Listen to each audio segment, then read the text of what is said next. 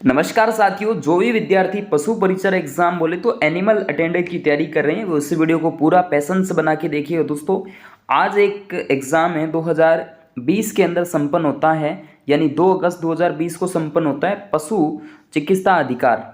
जो veterinary officer होता है, संविदा परीक्षा की बात करते हैं, वेटरनरी ऑफिसर का एग्जाम था। किस तरीके से प्रश्न इसके अंदर पूछे गए थे, लगभग एग्जाम आप पैटर्न देखेंगे तो इस तरीके का, और क्वेश्चन देखेंगे तो इस तरीके के देखने को मिल जाएंगे। तो प्यारे साथियों, वीडियो को पूरा देखना है। जो विद्यार्थी नए हैं वो चैनल से जुड़ जाना, फेसबुक पेज को फॉलो करना है ना, वीडियो को एक लाइक। और जो विद्यार्थी अभी तक हमारे टेलीग्राम चैनल से नहीं जुड़े हैं तो टेलीग्राम चैनल इसी नाम से, वैसे लिंक आपको डिस्क्रिप्शन के अंदर। और जो विद्यार्थी अभी तक मुझसे व्हाट्सअप से नहीं जुड़े हैं तो ये रहा नंबर, इस नंबर पे आप अपना शुभ नाम और सिटी मुझे सेंड कर दीजिएगा। आज का पूरा पेपर हम इस वीडियो के माध्यम से डिस्कस करने वाले हैं। प्यारे साथियों, आज का पहला जो प्रश्न आपकी मोबाइल स्क्रीन पे कुछ इस तरीके से आ चुका है। पहले प्रश्न पर जब भी हम बात करते हैं दोस्तों, तो यहाँ आप देख पा रहे हैं कि निम्नलिखित में से किस संप्रदाय के अनुयायी मेव हैं। कौन से संप्रदाय के अनुयायी मेव थे। मेव का जो क्षेत्र आ जाता है दोस्तों, वो आपके अलवर भरतपुर वाला क्षेत्र है। मेव किसान आंदोलन भी हुए थे। तो लालदासी संप्रदाय का संबंध जो है इधर मेवात प्रदेश से आ जाता है, मेव भी हैं। तो दोस्तों कौन है, लालदासी हैं। अगला प्रश्न बात करते हैं दोस्तों, निम्नलिखित में से कौन सा कथन कामायचा के बारे में असत्य है। कामायचा बोले तो एक वाद्य यंत्र है, इसके बारे में 4 कथन है। इनको पढ़ने के बाद ही इसका राइट आंसर हम कर सकते हैं। अब पूछा क्या है, कथन जो है असत्य पूछा है आपसे। तो असत्य पूछा है तो कामायचा मांगणियार समुदाय के द्वारा बाहुतायत से प्रयोग किया जाता है, बिल्कुल एक्यूरेट बात है ये तो। इसके बाद यह लकड़ी के एकल टुकड़े से बनाया जाता है, ये बात भी सही है, एकल टुकड़े से ही बनता है। इसमें मुख्य 3 तंतु बकरे की आंत के बने होते हैं, ये बात भी ठीक है। कामायचा को वायलिन का अग्रगामी माना जाता है। वायलिन नहीं, ऐसा कुछ नहीं है, वायलिन का अग्रगामी नहीं माना जा सकता है। वो तो आप एक वो लंबा सा आता है वाद्य यंत्र, उसका नाम पता नहीं क्या है, उसके अकॉर्डिंग कह सकते हैं, लेकिन ये आपका करेक्ट नहीं हो सकता है। तो असत्य बात ये है, तो ये आपका चौथा नंबर बिल्कुल सही हो जाएगा। उसके बाद बात करते हैं कुचामणी ख्याल के प्रवर्तक। ये तो सिंपल प्रश्न है, आपको आता भी होगा। कुचामणी ख्याल के प्रवर्तक कौन थे दोस्तों, ये लच्छी राम का नाम लिया जाएगा। यहाँ से लच्छी राम बिल्कुल करेक्ट आंसर है। उसके बाद निम्नलिखित में से कौन सा नृत्य जनजाति नृत्य नहीं है। जनजाति नृत्य नहीं है।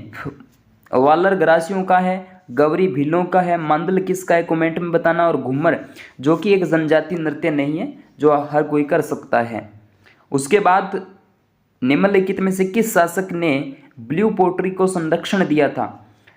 जयपुर के शासक थे। जयपुर के शासक कौन से थे दोस्तों, तो सवाई राम सिंह का नाम लिया जाएगा, जिन्होंने ब्लू पोट्री को संरक्षण दिया था। उसके बाद बात करते हैं अंबिका माता मंदिर। मैं कहूँ जगत अंबिका माता मंदिर अवस्थित है, तो जगत के अंदर है, और जगत बोले तो उदयपुर के अंदर, मेवाड़ प्रदेश के अंदर आ जाता है। पुष्कर पशु मेला आयोजित किया जाता है, तो पुष्कर पशु मेला कब और कहाँ आयोजित किया जाता है, तो पुष्कर में ही आयोजित होता है कार्तिक माह के अंदर, कार्तिक पूर्णिमा को मोस्टली मैं कहूँ तो। उसके बाद बात करते हैं आभूषण जो सिर पर नहीं पहना जाता है। हमारा माथरी मेमंद तो दोस्तों सिर का ही तो आभूषण है और मुख्य आभूषण माना जाता है। तो इसके अंदर बोर रखड़ी ये सारे के सारे सर के हैं, लेकिन कनकती कंदोरा ये कमर का आभूषण है, ये सर का नहीं है। आइए साथियों, अगला प्रश्न हम देखें यहाँ पर 9वां। उसके बाद देखिएगा पुरातात्विक स्थल गिलूंड सभ्यता स्थल, गिलूंड पड़ता है राजसमंद के अंदर, लेकिन दोस्तों ये ताम्र पाषाणकालीन संस्कृति से संबंधित रहेगा। ओके, अगला प्रश्न, निम्नलिखित में से कौन सा मेला वर्ष में 2 बार आयोजित होता है। तो वर्ष में 2 बार आयोजित होने वाला मेला आपसे पूछ लिया जाएगा, तो महावीर जी का मेला तो नहीं है, केला देवी का मेला एक बार ही लगता है, ब्रतरी का मेला वर्ष में 2 बार आयोजित किया जाता है। अगला प्रश्न देखिएगा, ग्रासिया जनजाति प्रधानतः पाई जाती है। ग्रासिया जनजाति की जब भी मैं बात करूंगा दोस्तों, तो ये राजस्थान के सिरोही जिले में देखने को मिल जाती है। 12 जिले के अंदर कौन से आ जाएगी, सहरिया आ जाएगी। ठीक है, सहरिया जनजाति शहर से बाहर बोले तो 12 जिले में है, लेकिन ग्रासिया जनजाति राजस्थान के सिरोही जिले में देखने को मिल जाती है। गढ़बीडली यानी गढ़बीडली के नाम से राजस्थान के किस दुर्ग को जाना जाता है। मेहरानगढ़ शेरगढ़ तो नहीं है, मैगनीज या फिर तारागढ़, तो बिल्कुल सर इसके अंदर तारागढ़ करेक्ट आंसर रहेगा अजमेर के अंदर। आइए साथियों अगला प्रश्न देखिएगा, निम्न में से कौन सा महल रणथंभौर में अवस्थित है? रणथंभौर दुर्ग बोले तो सवाई माधोपुर में है, और सवाई माधोपुर के अंदर बादल महल तो देखो वैसे हर जगह, डूंगरपुर बांसवाड़ा सॉरी डूंगरपुर में भी है, आपके सोनारगढ़ जैसलमेर में भी है, फतेह महल चंद्र महल नहीं, जोगी महल, ठीक है, जोगी महल प्रसिद्ध है, कई बार एग्जाम्स के अंदर प्रश्न आया है, तो रणथंभौर दुर्ग सवाई माधोपुर के अंदर बना है। उसके बाद प्राचीन ऐतिहासिक स्थल नगर अवस्थित है, नगरी सभ्यता है, नगर और नगरी दोनों में कंफ्यूज नहीं होना है आपको, तो यहाँ आपके नगर टोंक में आ जाती है, बिल्कुल टोंक। उसके बाद राजस्थान में पोमचा एक प्रकार की ओढ़नी जो पाई जाती है पहनी जाती है, तो यहाँ आप माँ बनने के उत्सव पर, विवाह उत्सव पर एक विवाहित, ठीक है, माँ बनने पर, यानी वंशवृद्धि का प्रतीक है। पोमचा पीले रंग की होती है, याद रखिएगा। निम्नलिखित में से कौन सा मध्य अरावली में अवस्थित है? कौन सा मध्य अरावली में अवस्थित है? क्या है? आपके चोटियां दे रखी है, रघुनाथगढ़, गुरु शिखर, नाग पहाड़, खो। अवस्थित मध्य अरावली के अंदर पूछी है, तो मध्य अरावली के अंदर नाग पहाड़ी तो है ना, उत्तरी अरावली के अंदर रघुनाथ, और ये आपके दक्षिणी अरावली के अंदर आ जाती है गुरु शिखर, सबसे ऊंची चोटी 1222 या 27 मीटर। उसके बाद चित्तौड़गढ़ किला अवस्थित है, कौन से पठार पर चित्तौड़गढ़ किला है दोस्तों? मेसा के पठार पर। चित्रांगद या चित्रांग मौर्य के द्वारा निर्मित सन 7वीं शताब्दी के अंदर, याद रखिएगा।